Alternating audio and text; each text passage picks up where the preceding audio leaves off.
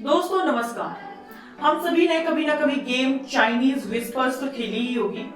3 या 3 से ज्यादा दोस्त चाहिए होते हैं इसमें, और जितने ज्यादा दोस्त होंगे उतना ज्यादा मजा आता है। और इस गेम की कहानी कुछ ऐसी होती है कि कोई एक दोस्त एक बात दूसरे दोस्त के कान में कहता है, और वो जो बात कहता है उसे हल्के से, मतलब बिल्कुल आराम से कान में कहेगा ताकि दूसरे दोस्तों को सुनाई ना दे।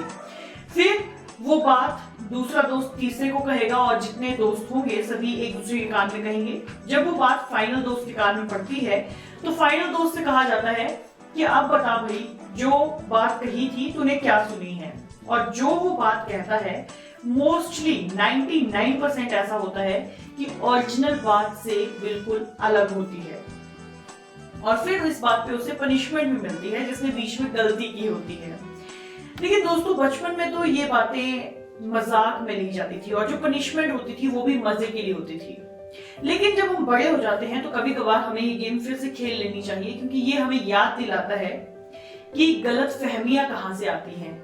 हमने अक्सर, हमारे साथ ऐसा होता है कि हम सुनते हैं कि फलाने आदमी ने ना आपके बारे में ऐसा बोल दिया है, और हम उसे लेकर बैठ जाते हैं कि हाँ उसने सच में ऐसा कहा होगा। बेशक वो आदमी जिसने आपसे कहा है कि फलाने आदमी ने आपके बारे में ऐसा कहा है भरोसेमंद हो सकता है, लेकिन कहने वाले आदमी ने वो बात आपके बारे में किस सर्कमस्टेंस में कही थी, किस लहजे में कही थी, और क्या सारी बातें रही होंगी। सबसे मोस्ट इंपॉर्टेंट बात कि जो शब्द उसने कहे थे वो हूबहू आप तक पहुंचते भी हैं या नहीं पहुंचते हैं। अब उस जमाने में तो जब हम खेल खेला करते थे तब तो कोई पनिशमेंट मिल जाती थी बड़े आराम से, और उसको फुलफिल कर लिया जाता था।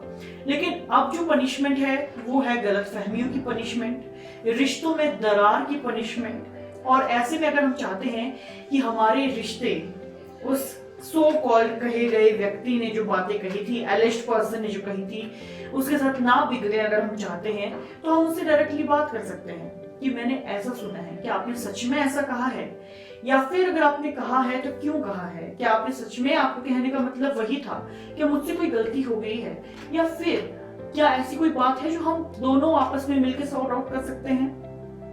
ऐसे करने से हमारा रिश्ता बचता रहता है।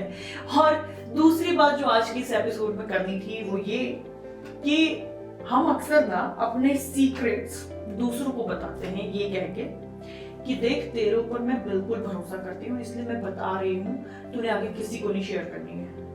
और ये वाली जो लाइन है वो पता नहीं कितनी बार रिपीट होती है, किस किस के पास होती है, और वो जो भरोसा है वो पूरे गांव में बंट जाता है। जो हमारे सीक्रेट होते हैं वो पूरे गांव में इसी लाइन के भरोसे पता नहीं कब आग की तरह फैल जाते हैं, और हमें पता भी नहीं चलता है।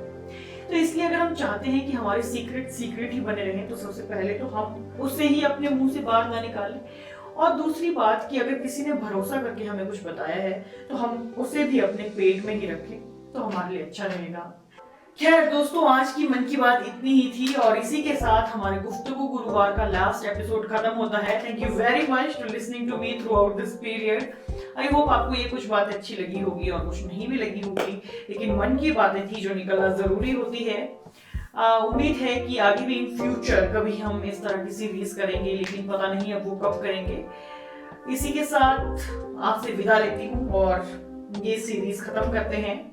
मिलूंगी आपसे अपनी नेक्स्ट वीडियो में, तब तक के लिए ओके बाय।